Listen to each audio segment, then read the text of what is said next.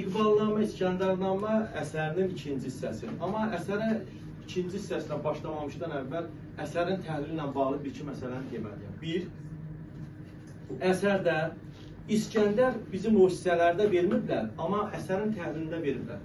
İskəndər bir dənə də hökmdarı, Pələngər adı ilə Pələnglə yadda saxlayın.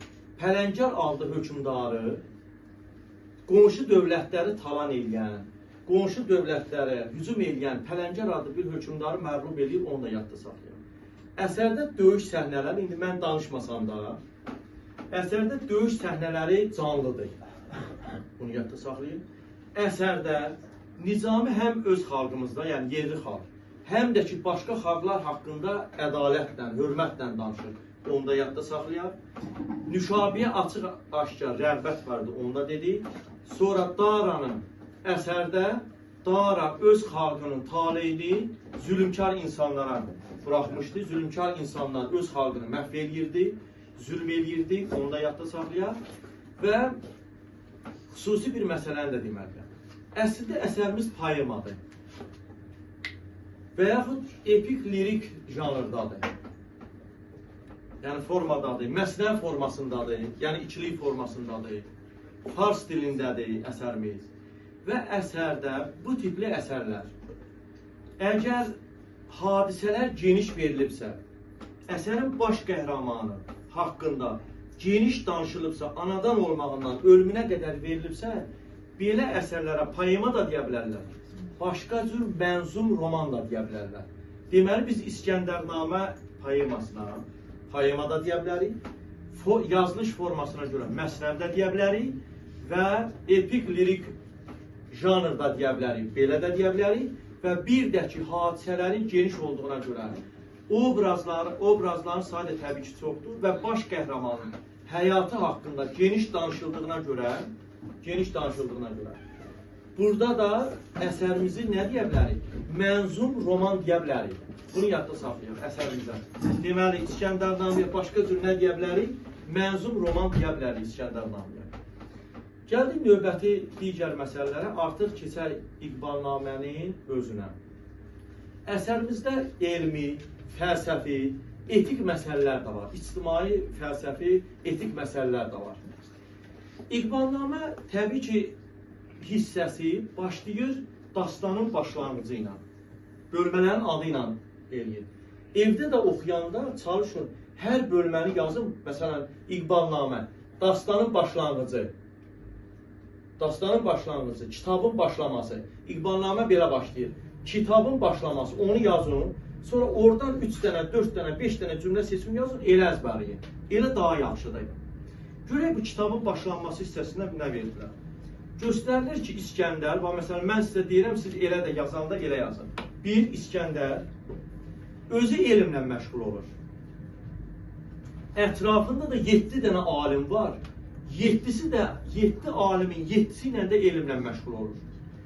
Və özü Pəhləvi, Fars, Dəri, yəni ərəb dili.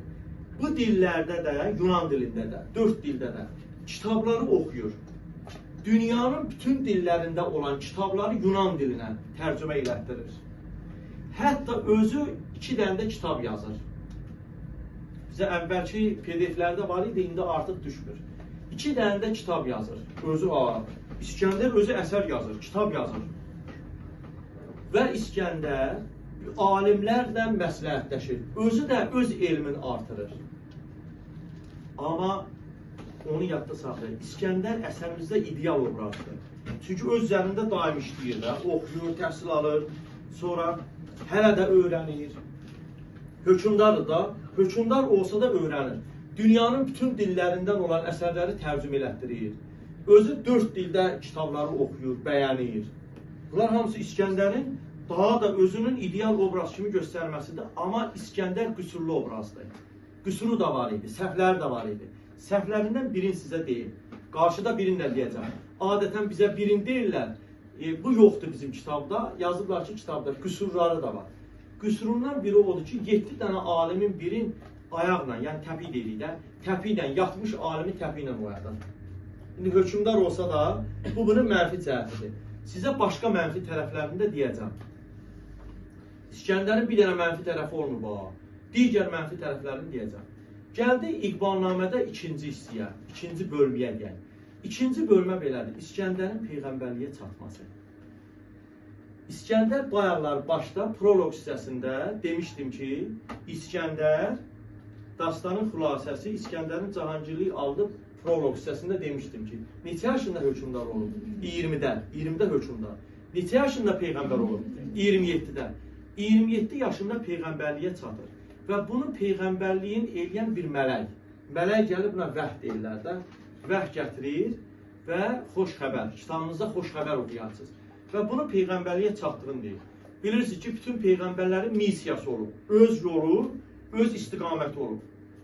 Ki, yəni, sən dünyada tək ilahlığı yaymalısan. Yəni, elə bilin ki, bir növ İslam dinin və yaxud da xristiyanlıq da ola bilər, Yahudilik olar. Yəni, tək ilahlılığı yaymalısan dünyada. Yəni, sənin missiyan budur. Və orada bizdə artıq düşmür, burada konkret yer adları da çəkir ki, yəni, mələkdən söhbət gedir, Cəbraildən. O mələkdən söhbət gedir ki, o mələk buna missiya verir ki, sən filan işləri görməlisən. Və növbəti hissəmiz belə adlanacaq. Bu yola çıxmamışdan əvvəl, İskəndər peyğəmbərliyə çatandan sonra 3 alim, bayaq dedik neçə alim var idi? 7.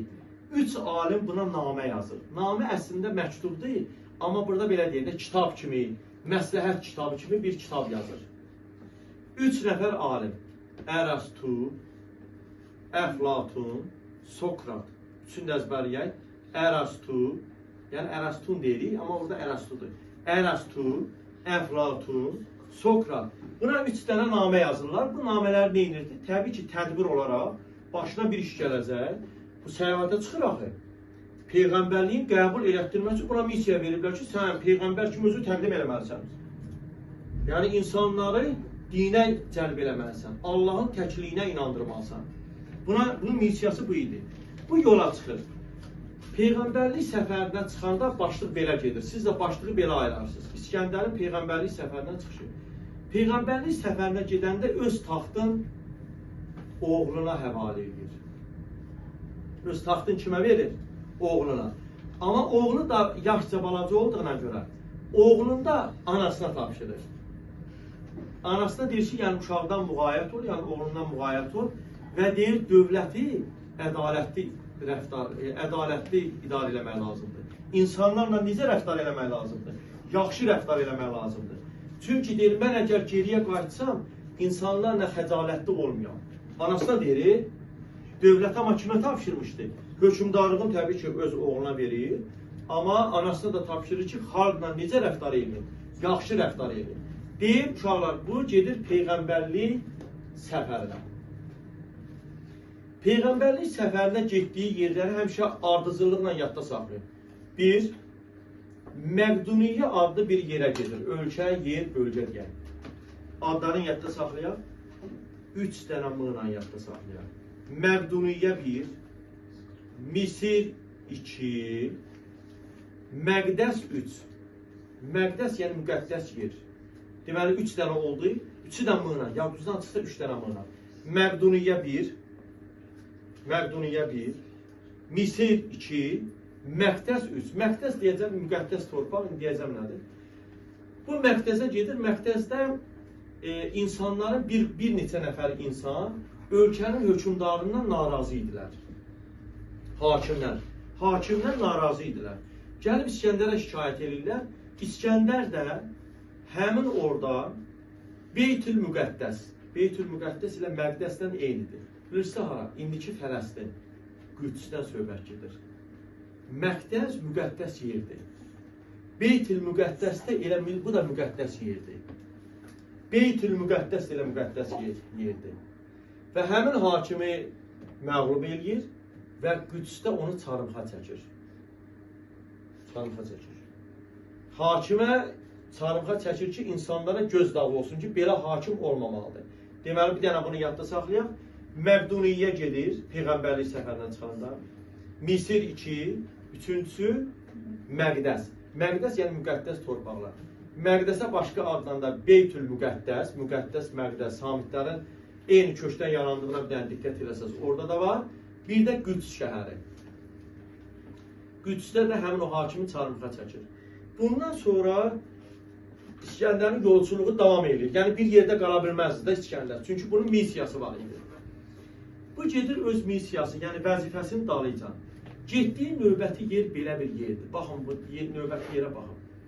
Getdiyi yer bir təpədir, yaşıl bir təpədir. Yaşıl bir təpədir.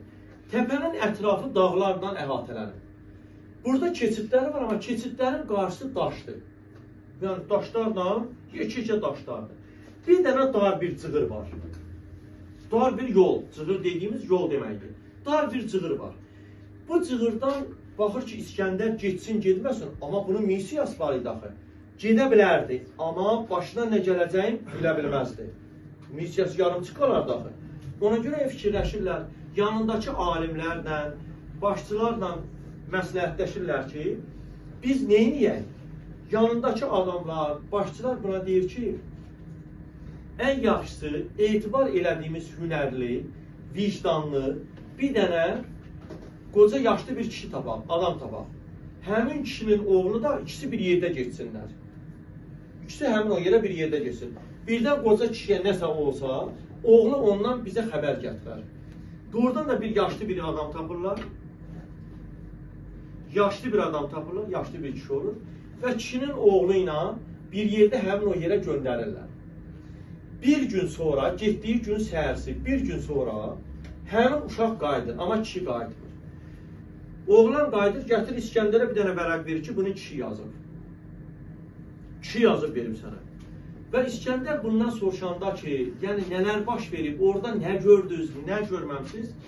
Oğlan danışır ki, yəni həmin o qoca kişi gedib baxır. Qoca kişi də qeyd aparmışdı ki, demişdi ki, mən getdiyim yol əvvəlcə dar bir cığırdır. Qorxulu bir dənə cığırdır. Amma o cığırı keçəndən sonra cənnətə oxşayan bir yerdir.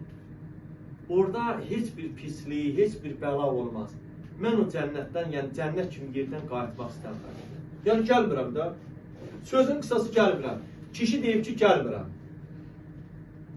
İskəndər də həmin o oğlanın verdiyi vərəqi yanındakılara göstərmir. Çünki göstərsəydi, orada hara gedəcəkdi? Cənnətdə əbədi həyatdır, həmin yer. Əbədi həyat ola bilərdi. Hamı çıxıb gedə bilərdi ona. Ona görə yanındakılar heç birinə göstərmir. Çünki bayaq dediyim kimi İskəndərin nəyi var idi? Məqsədi, missiyası var idi. Vəzifəsi var idi. Və buranı da tərk eləyir. Buranı da tərk eləyəndən sonra gəlir bir əraziyə. Həmin ərazidə səhra bir ərazidir. Səhradır, yəni səhralıdır. Və səhrada qırdan da qara insanlar yaşayır. Uşaqlar, elə yazdığına görə mən də elə deyirəm. Qırdan qara, qırdan yəni yerdə çıxır. Qırdan da qara insanlar yaşayırdı. Bu insanları görür, bunlardan soruşur ki, siz nə ilə dolanırsınız, nə içirsiniz, nə yeyirsiniz? Bunlar deyir ki, bizim yediyimiz nə olar? Ovçılıqla dolanır. Su yoxdur. Deyir, mən nə içirsiniz? Deyir, nə içəcək? Səhrada su olar, səhrada susuzluqdan əziyyət çəkilir. Burada dolanışımız çətindir. Və bu səhrada yaşayan, qırdan da qara olan insanlar öz başlarına gələn məsələləri İskəndərə danışırlar. Məsələn, İskəndərə qeyd aparırlar ki, bu ərazidə, səhrada yaşayan və bir vəhşi tayfa var ki, onlar su içmirlər. Suyun yerində havadan qidalanırlar. Yəni, hava qəbul edirlər, olur su. Yedikləri də kərtənkələdir. Səhrada nə olur? Səhrada kərtənkələ olur. O Oscar var, məşhur multfilm, cizgi filmi. Orada səhrada nə olacaq? Ondan olar da, yəni ki, bu da şərti olaraq deyirəm. Yəni, kərtənkələ yeri, İskəndər belə şeylərə qəribə qalır ki, birinci xalqdır. Və yenidən bunlardan soruşur ki, yəni bu yerlərdə başqa insan var və yaxud yoxdur, kimlər ola bilər, kimlər yoxdur. Belə cavab verirlər ki, bir dəfə deyir, bu çöllükdə yaşayan, bu həmin bu qırdan qara olan insanlar.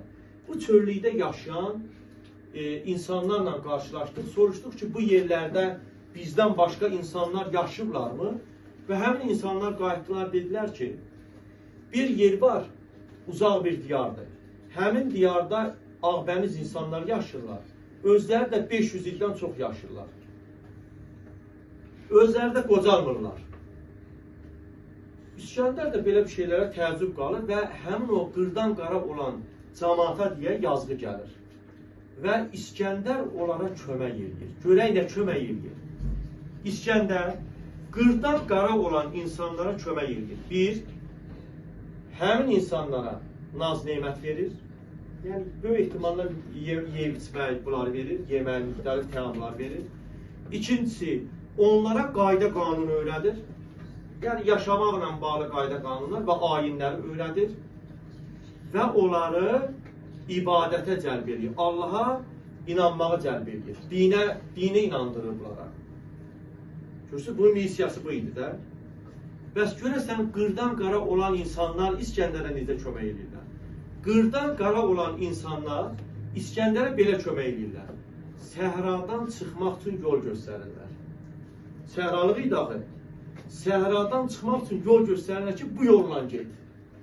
Bunlar da həmin o yolla buranı tərk edirlər. Və növbəti bölməmiz gəlir, İskəndərin şimala çatması və Yəcüc səddini, az qalıb, Yəcüc səddini çəkməsi. İskəndər bu ərazilərdən əvvəlcə Çinə gedir. Çindən sonra Çində bir müddət qalandan sonra, yəni qısa bir müddətdən sonra buranı tərk edir və bir çölə gəlir. Görür ki, bu çöldə bələdçi buna deyir ki, buradakı qum var, yerdəki qum var. Əslində o qum, həmin o qum gümüşdür. Hamısı gümüşdür. İndi İskəndərə baxın, Peyğəmbər uşaqlar. İskəndərin, belə deyək, özünün ardıcan apardığı qoşunu deyək, adamların içərisində, yəni dəvələrin üstündə kifayət qədər qızılı var idi.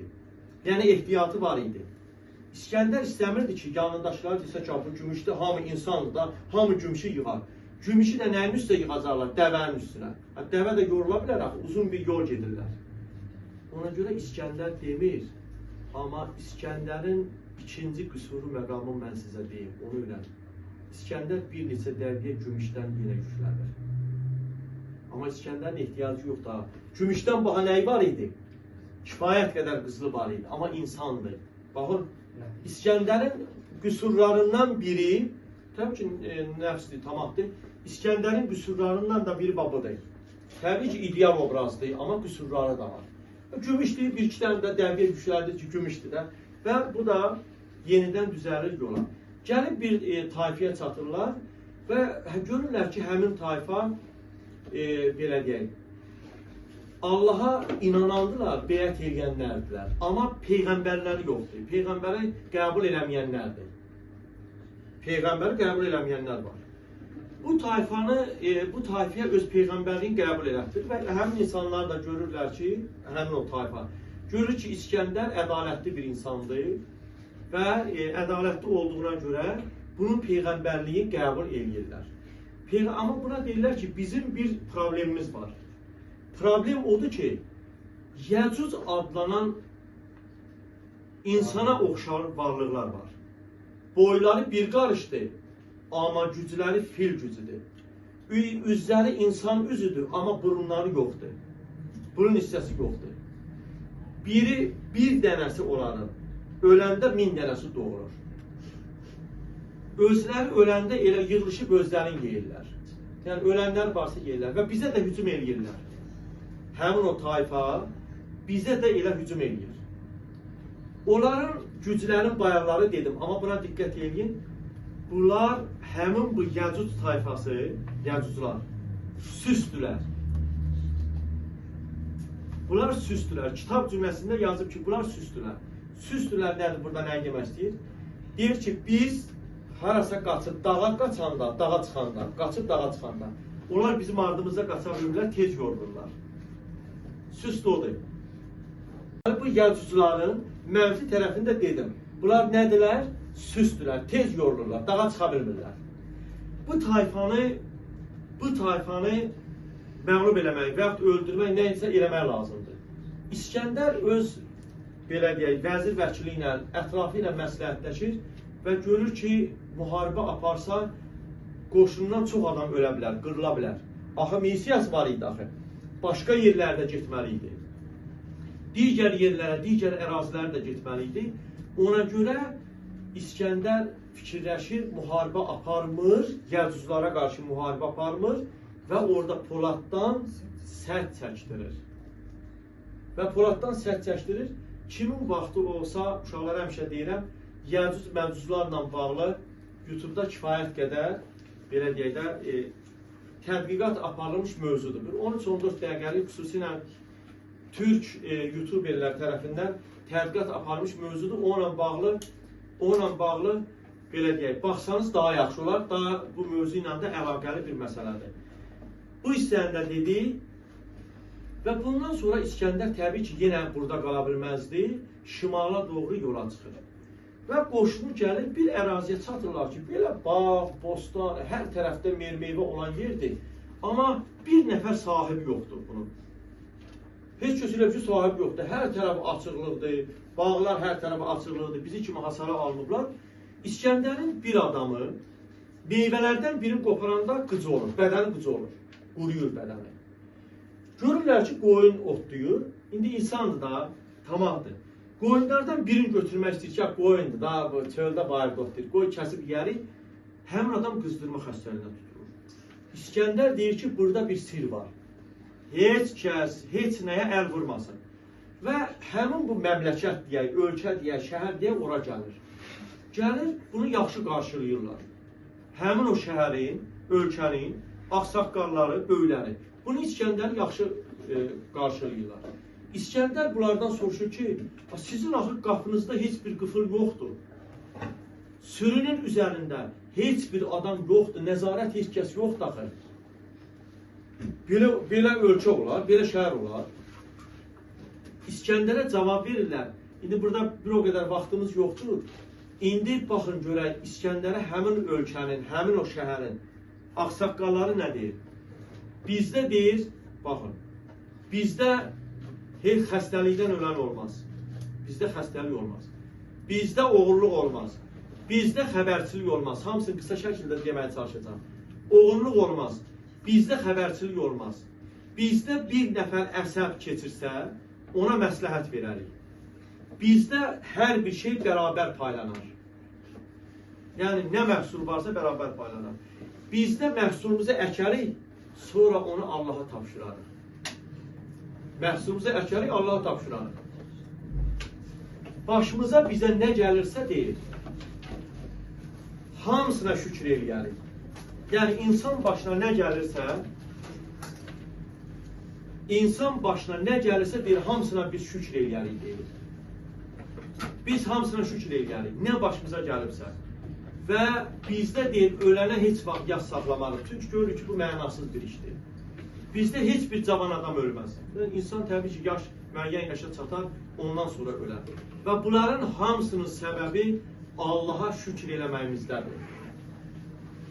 Digər bir 20-yə yaxın, bəlkə 20-dən də çox olar, saymamışam onu. O xüsusiyyətləri, baxın, Nizami bizə göstərmək istəyib ki, bu hissədə. İnsan elə olsa, ölkəmiz, yaşadığımız yer elə olar. Oğurluq olmaz, xəbərçilik olmaz. Kiminsə, belə deyək də, varın dövlətin saymazsan, kiminsə haqqında arxası ilə danışmazsan, üzünə demədiyin arxası ilə danışmazsan və s. və ilaxır. Bunlar da dedik və İskəndər, təsəvvür bu məsələlərdən sonra İskəndər axı Peyğəmbəri idi axı. İskəndər belə şeyi heç bir yerdə görməmişdi.